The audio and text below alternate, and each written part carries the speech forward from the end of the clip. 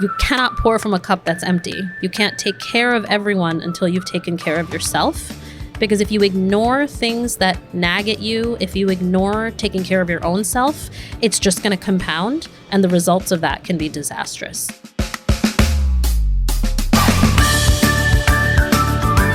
I'm Corey Brown, and this is Provide's The Path to Owning It podcast, where I sit down with trusted industry experts in Provide's network to give you the tools and advice you need to take your practice ownership dreams into your own hands. From owning your own practice to expanding or improving an existing practice, we'll help pave the way for you to achieve your dental or veterinary career dreams and guide you through all the nuances of the practice ownership journey. Please make sure to follow us on Apple Podcasts, Spotify, or wherever else you listen. Today, we are at the Greater New York Dental Meeting in Manhattan, and I have the absolute pleasure of interviewing Dr. Amrita R. Patel, who owns multiple specialty group practices in New York City. Dr. Patel serves as the new dentist member of the ADA Council on Dental Benefit Plans and the New York State Dental Association's Council on Ethics. She is an ADA Success Speaker, AAWD, and NYU CD Alumni Association board member, and a 2021 10 Under 10 winner, which recognizes new dentists who demonstrate excellence early in their careers.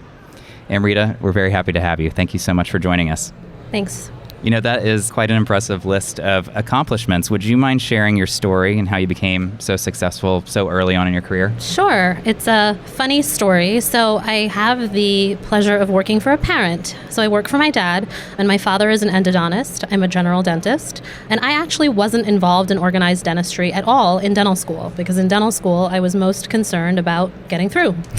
Many sleepless nights, crying into many Costco-sized jars of Nutella.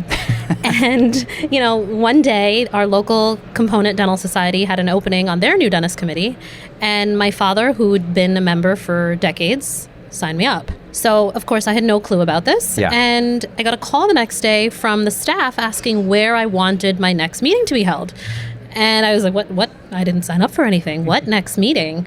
And that was kind of how I got my start, and that was, at this point, 9 years ago, and I haven't really looked back, but it takes a village of support, definitely. Yeah, absolutely. That's an amazing story. Thanks for sharing. Like you said, you own several practices with your father in Westchester County. I've read that you're very committed to working with new dentists.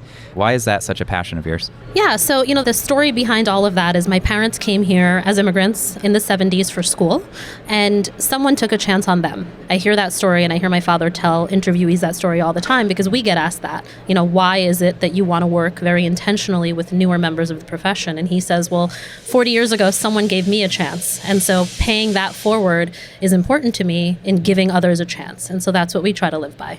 Absolutely. And for dental students and those who are about to graduate, what recommendations do you have for them as they kind of begin their careers? Get out there and learn as much as you can. Always be teachable. There's a lot that you don't know, but that's okay. The kind of age that we live in right now, there's a lot of really high quality education available literally at your fingertips. And a lot of states are allowing you to fulfill most of your continuing education requirements online. Yeah. So you don't even necessarily have to take time away from residency, family, private practice, wherever it is that you are. You can access a lot of information very quickly.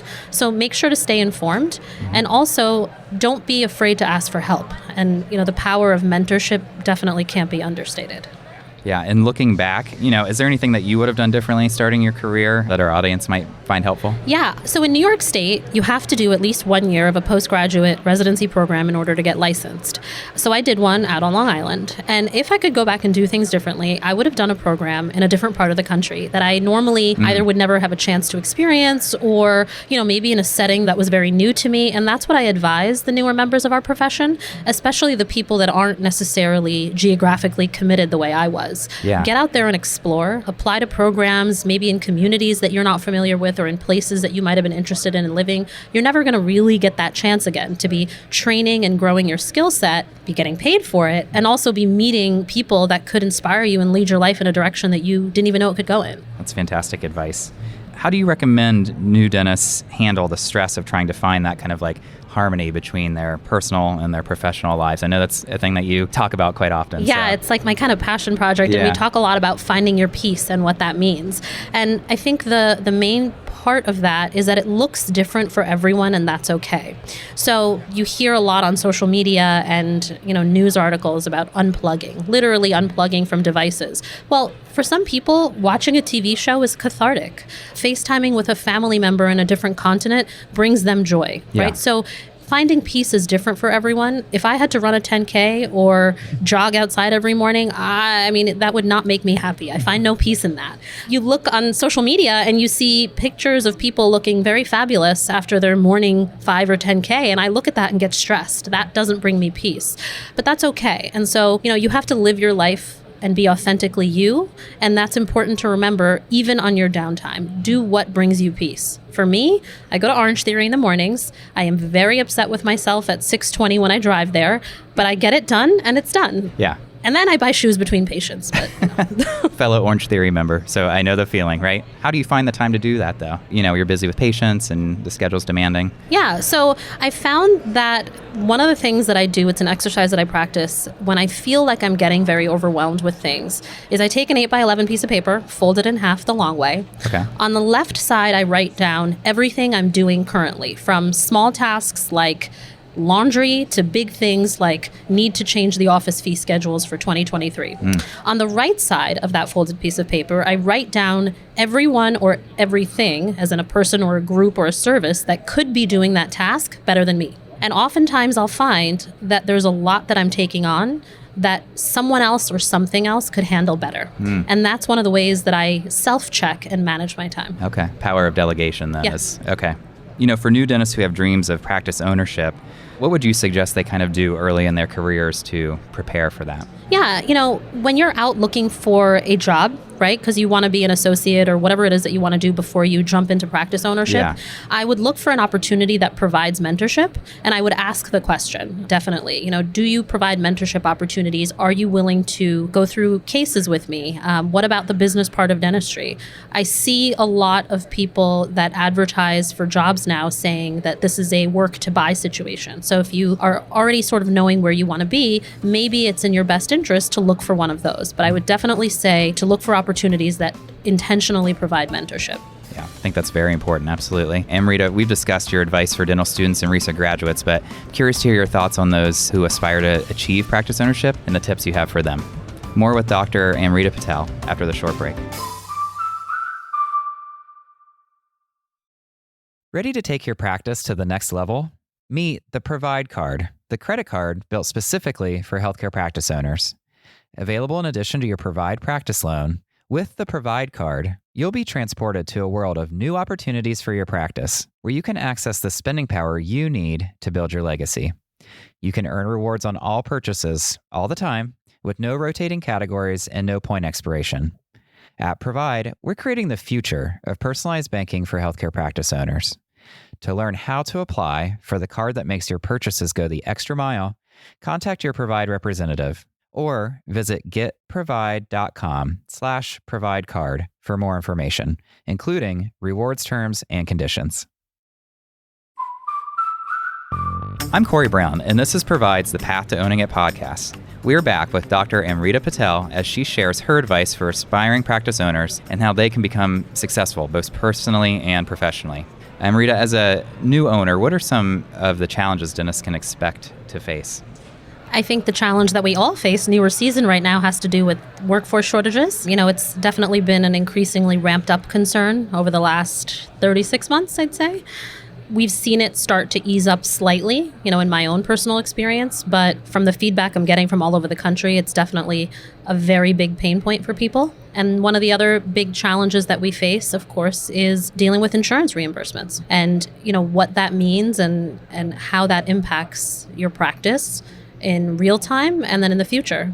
The contracts that you sign with insurance companies are just that. They're a contract. And there are services out there, and I say this so many times to new owners, please have someone that's a professional read your contract. Crowdsourcing an opinion on social media is not the equivalent of a professional degree and someone looking at it with those eyes. Yeah. And there are services available, whether it's with attorneys that specialize in this, your state dental association, they can review the contract, but if you've signed it, you're a little bit stuck. Yeah. And so so, we are seeing that insurance companies are dropping reimbursements in the face of rising costs, which is another challenge that new practice owners face. The cost of doing business, no matter where you are, has skyrocketed. Yeah. And how do you balance that against providing the best care for your patients, against taking care of yourself and your team members, against making sure that your practice is going to succeed? Yeah. How did you overcome those things? Workforce shortages, insurance reimbursements? Yeah. So, personally, we aren't in network with many plans, and that's because our practice is primarily made up of specialists. But I know that that's not the case for everyone. But one of the things that we definitely did and continue to do is when we get requests from plans about changing fee schedules or being in network or not, is have a professional look at it. Because even at this point, even with my father's guidance, that's not what we are. We're dentists, right? Yeah, and so right. we definitely have professionals look at it. In terms of workforce shortages, one of the things that I've found the most helpful, actually, is I go into a store, whatever it is, whatever I'm buying, gifts, the nail salon, the hair salon, and I have a really good experience with someone that's helping me. Yeah. The person checking me out, someone showing me around the store, and I ask them if they have anyone that has their personality that might be looking for a job. So we're not poaching from the place of Right. business, but I say, listen, you were really helpful. I really enjoyed getting to hear everything you had to say. You treated me with kindness. I respect that. Do you know anyone that's like you? And I often have found some really great people from there. And you know what? If you're trainable and teachable, I will take someone that has no experience over maybe someone that's more set in their ways. Sure. And definitely over not having someone. But I've gotten some really great team members that way. Yeah.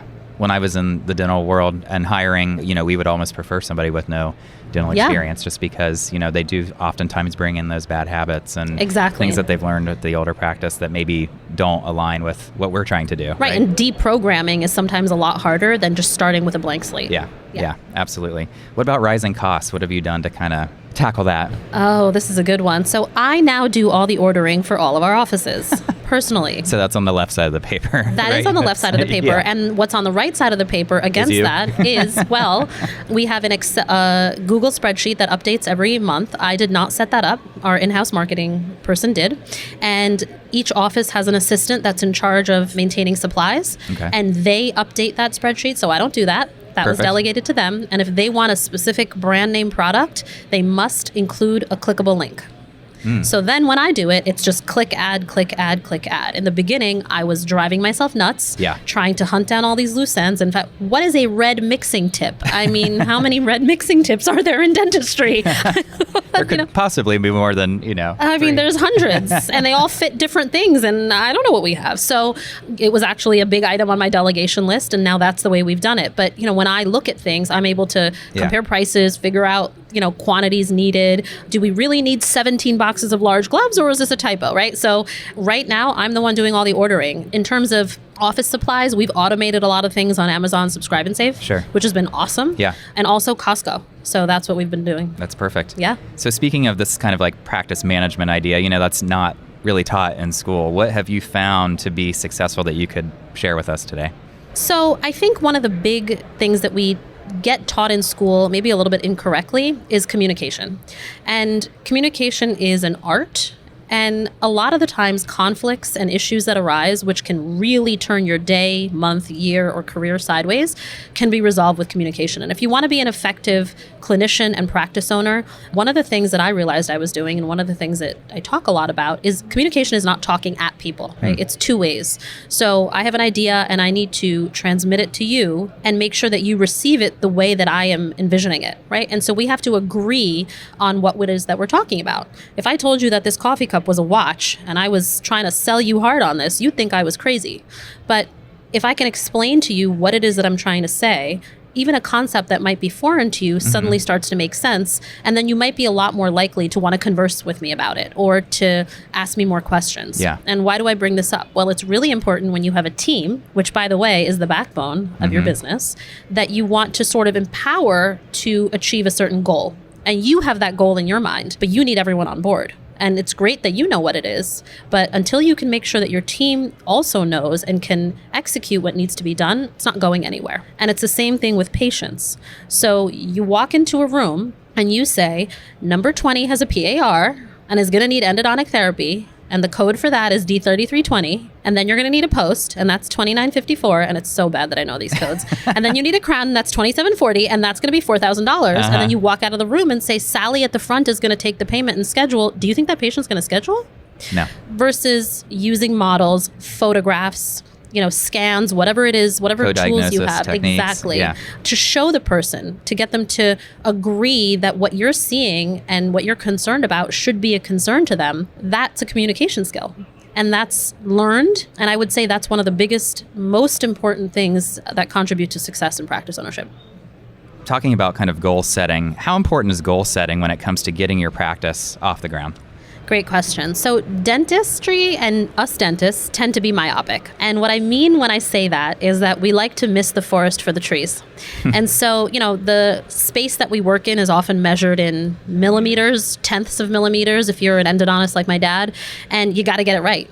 That crown prep has to be right. That fill on that root canal has to be right. That implant has to be torqued down right. But when you sort of start to go inward a lot, you forget to look outward and see where it is that you're going. So, you're starting out and you want a full schedule. You want your patients to be happy. You want them to be taken the best care of. And it's really easy to just get on that hamster wheel and never get off. Yeah. And all of a sudden, 10, 15, 20, 30 years have gone by. And it's like, well, what did I do and what's my plan? Right? So I think it's very important to intentionally check in with yourself. I do it on a monthly basis and see what it is that you're doing, what specific activities that are contributing to get you to where it is that you want to go. So I'll give you my personal example. Yes. It's very important to me to pay my blessings forward. So I have a platform. I'm very lucky and very thankful to my parents, but I wanted to make sure that aside from clinical dentistry and taking care of my patients, I was able to sort of get out there and engage with the newer members of our profession in a way that maybe I didn't have or I wouldn't have had. So how do I do that? Well, okay. I work with organized dentistry. I work with other organizations. I travel for ADA Success. I do things like this, but you have to make sure that you allot the time for it and intentionally carve out time so that you know where you're going. You can't let your practice suffer. Right. You can't let yourself suffer, right? And I'll say that again because I want people that are listening to hear it. You cannot pour from a cup that's empty. You can't take care of everyone until you've taken care of yourself. Dentistry can be incredibly isolating. I'm a hyper extrovert. I love my friends. I love my partner. I love what I do. And I love that I get to engage with so many people. It's exhausting. And it took a long time to be able to admit that. Yeah. Because admitting that means being a little bit vulnerable. And we don't like being vulnerable. But that's where you learn to grow. Yeah. And that's how you sort of learn to stay on track. Because if you ignore things that nag at you, if you ignore taking care of your own self, it's just going to compound, and the results of that can be disastrous. So while we're all out here doing the best we can for everyone, please do the best you can for yourself as well. Does that involve you kind of setting, you've talked about it a little bit before, but setting those personal goals alongside those professional goals, like intentionally carving out time to do that? How important is goal setting when it comes to both of those? I think it's really important because I think that time and life can get the best of you very quickly. Yeah. I remember being a teenager and turning 17 and being so excited about it. And I distinctly remember like it was yesterday, my father walking in the room and saying, time is going to go by, 20 years are going to go by in the blink of an eye, and they did. And I think goals change, and that's okay. So what you wanted 10 years ago might not be what you want now. Maybe you were content with being an associate for life and you've decided that you want to own. Well, there's resources out there available. You have to just go out and get them. And like we talked about before, they're more accessible now than they ever were. I think the other thing too is to find a mentor. And what a mentor is someone that is able to see things in a way that maybe you can't because they've already experienced it and you're in the middle of it. Mentors don't have to be dentists. Mm-hmm. They just need to be people that live their life in a way that maybe inspires you or that you want to emulate. I've found people on my travels that have told me things and taught me lessons that inspire me. They're not dentists. Yeah. And so I would say that when you talk about goal setting, make sure that you find mentors that can help you along the way. And those can also change over time. And how would somebody go about finding a mentor or somebody that they, want to learn these types of things from? So I spoke at a ASDA leadership conference recently, and I asked around the room who these students' mentors were. And aside from faculty, some of the responses I got back were family members, not even parents, but just family members that had been through hardships and had come out stronger for it. People that they had met, yoga teachers, childhood teachers, friends. Two of my mentors are my friends. They're my best friends from dental school. One is in private practice in Fresno, California as an orthodontist. And my other best friend is division chair of general dentistry at UCSF. So she runs all the student clinics. And, watching them live their life and navigate all the things that they juggle is inspiring to me.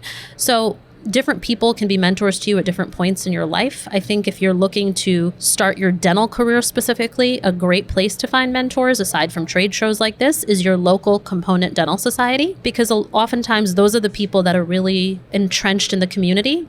And if you're in a place where you want to be for a little while, or you might want to buy, sometimes they're the ones that have the leads and the guidance about what might work in that area and what might not, which might be unique to where you are. So for those new dentists who have started their practices, how would you recommend that they measure their practice growth? Are there like certain KPIs that you look for to inform your next move when growing the practice? Yeah, we track everything. If you can't track it and you can't compare it to something else, it's not true, is one of the things my dad likes to say.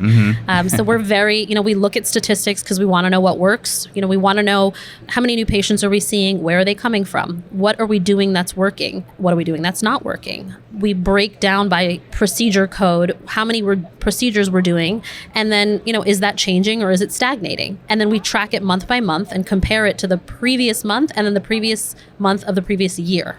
And that's how we sort of measure growth internally. And then when we look to acquire practices or merge practices in, we look at the same numbers for those practices, because we want to know, do they line up with our philosophy? Is this a practice that's been seeing 10 new patients for the last 5 years? If so, is there an opportunity for growth? Are they not doing any marketing? Are they referring everything out? So I think another thing that's important to note for new owners is, I know we get caught up a lot in big numbers, but there's a lot of missed opportunity if that's all you go after. Sure. And for those who have dreams of owning multiple practices like you do, what advice can you offer them that might be different? Make sure that you have professionals advising you along the way.